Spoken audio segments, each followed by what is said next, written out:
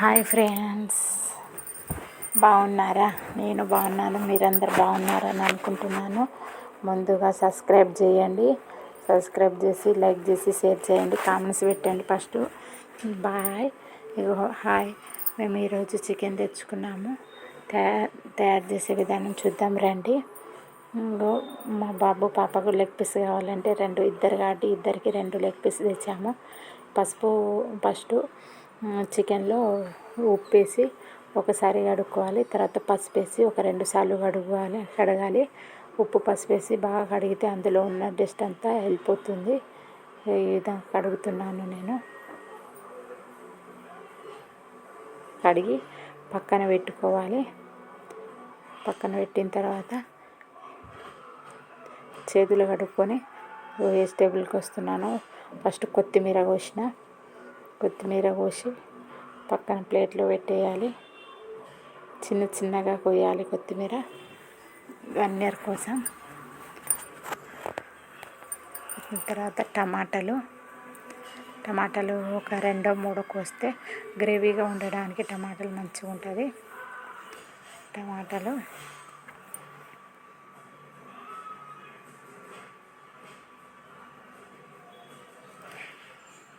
Video చూస్తున్నారు కానీ subscribe చేస్తలేదు ఫ్రెండ్స్. సబ్స్క్రైబ్ చేసుకోండి, లైక్ చేయండి. టమాటాలు కొసడం అయిపోయింది, ప్లేట్లో పెట్టుకున్నాను. తర్వాత పచ్చిమిరపకాయలకు వస్తున్నాను. నిలువుగా ఇట్లా చీరి 2 ముక్కలుగా వేసి ఇట్లా చీరిన తర్వాత 2 ముక్కలు చేస్తే పచ్చిమిరపకాయలు కోయడం అయిపోయింది. అది ప్లేట్లో పక్కన పెట్టేసిన.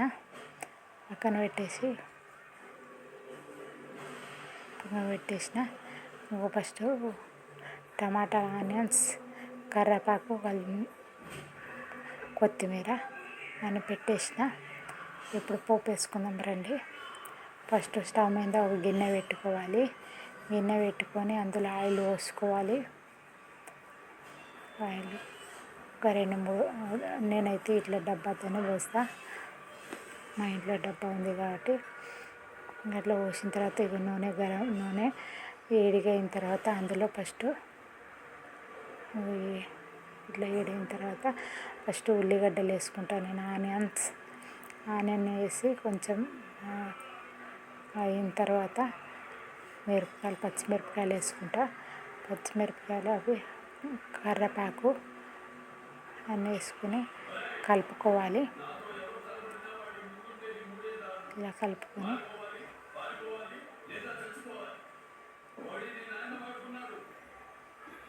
ఈ విధంగా అవుతుంది. తర్వాత మంచిగా వేగిన తర్వాత టమాటాలు వేసి బాగా టమాటాలు వేగనివ్వాలి. వేసి అందులో ఉప్పు పసుపు వేసి కలిపి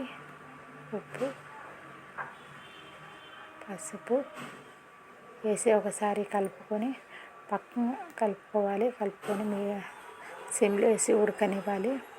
టమాటాలు ఉడికిన తర్వాత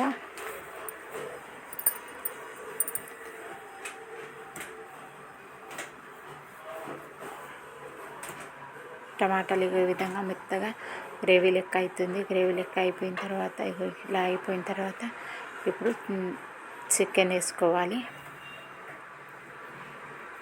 ఫస్ట్ లెగ్ పీస్ కావాలంటే మా వాళ్ళకు లెగ్ పీస్ వేసి మొత్తం చికెన్ వేసి బాగా కలుపుకోవాలి.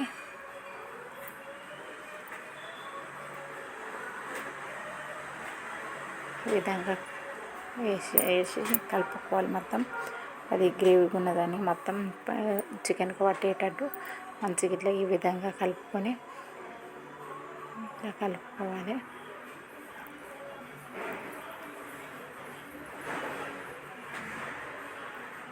కలుపుకొని మూత పెట్టేయాలి. దాని మీద మూత పెట్టేసి ఒక 5 నిమిషాల తర్వాత ఈ విధంగా ఉడుకుతుంది. ఉడికిన తర్వాత అల్లం పేస్ట్ వేసుకోవాలి. అల్లం పేస్ట్ వేసి మళ్ళీ కలుపుకోవాలి. తగినంత మీ ఇష్టం ఎంత. మీకు కేజీ చికెన్ తెచ్చుకుంటే మీకు నచ్చినంత, అంటే మనకు ఘాటు ఎట్లా వేసుకోవాలి అట్లా వేసుకోవాలి. ఈ విధంగా కలుపుకోవాలి. నేనైతే అల్లం పేస్ట్ వేసి బాగా కలుపుతున్నాను. కలిపితే మంచిగా దానికి చికెన్ ముక్కలకు అయితే పడుతుంది. పెట్టి దాని మీద మూత పెడితే బాగా విరివిగా ఉడుకుతుంది. ఉడికిన తర్వాత ఈ విధంగా అవుతుంది. తర్వాత కారం వేసుకోవాలి. కారం వేసి కలపాలి బాగా. కారం తగినంత కారం వేసి కలుపుకోవాలి. బాగా కలిపిన తర్వాత కలిపేయాలి. కలిపితే ఈ విధంగా అవుతుంది. పెట్టిన తర్వాత దాని మీద మూత పెట్టి పక్కన పెట్టుకోవాలి. మూత పెట్టి ఒక 2 నిమిషాలు ఉడకనివ్వాలి. ఉడికిన తర్వాత ఈ విధంగా పైన ఆయిల్ వచ్చే విధంగా అయినప్పుడు ఆయిల్ వచ్చే విధంగా అయితే 2 సార్లు కలుపుకోవాలి. మళ్ళీ కలిపి అందులో నీళ్ళు పోసుకోవాలి. మనకు ఎంత కావాలో సూప్ ఎంత కావాలో అంత కొంచెం నీళ్ళు పోసుకొని దాని మీద ప్లేట్ పెట్టి పక్కన ఉడకనివ్వాలి. ఉడికిన తర్వాత ఈ విధంగా ఉడుకుతుంది. ఉడికిన తర్వాత ఒకసారి కలుపుకొని మనకు సూప్ చికెన్ అయితే మొత్తానికి 100% ఉడికిపోయింది. మనకు సూప్ ఎక్కువ కావాలంటే ఈ విధంగా ఉండి నేను కొబ్బరి పొడి వేసుకుంటున్నాను. కొబ్బరి పౌడరు వేసుకొని కొబ్బరి పొడి వేసుకున్న తర్వాత ఒక 2 నిమిషాలు బాగా ఉడకనియాలి. ఉడికిన తర్వాత గరం మసాలా, ధనియాల పొడి అవన్నీ వేసుకుంటున్నాను. దాల్చిన చెక్క, యాలకులు, లవంగాలు, మిరియాలు అవన్నీ కలిపి దంచిన పౌడర్ అది. అవి వేసుకుంటే ఘాటుగా ఉంటుంది, మంచిగా స్పైసీ ఉంటుంది. అందుకనే అది ఎక్కువ యూజ్ చేస్తాను. మేము చికెన్ మసాలా తెచ్చుకోము. ఈ విధంగా కొత్తిమీర గార్నిష్ చేసుకొని పక్కన గార్నిష్ చేసుకోవాలి. గార్నిష్ చేసి స్టవ్ బంద్ చేసేయాలి. బంద్ చేసిన తర్వాతనే కొత్తిమీర వేసి గార్నిష్ చేసి దాని మీద మూత పెట్టుకుంటే చికెన్ రెడీ.